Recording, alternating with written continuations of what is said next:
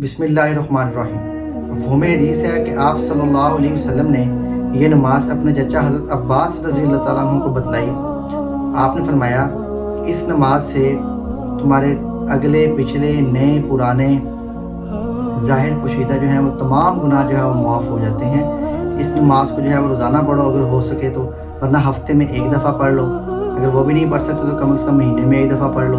अगर महीने में नहीं पढ़ सकते तो फिर कम से कम एक साल में एक दफ़ा पढ़ो। अगर एक साल में एक दफ़ा नहीं पढ़ सकते तो कम से कम ज़िंदगी में जो है वो एक दफ़ा लाजमी पढ़ो।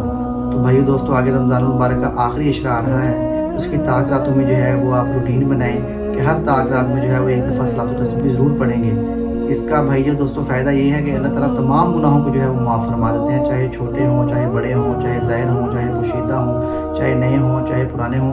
इसलिए इस नमाज के बाद जो है फ़ौरन जो है इस्तिग़फ़ार भी करें, अल्लाह ताला से तौबा भी करें, जिससे आपके तमाम कबीरा गुनाह भी जो है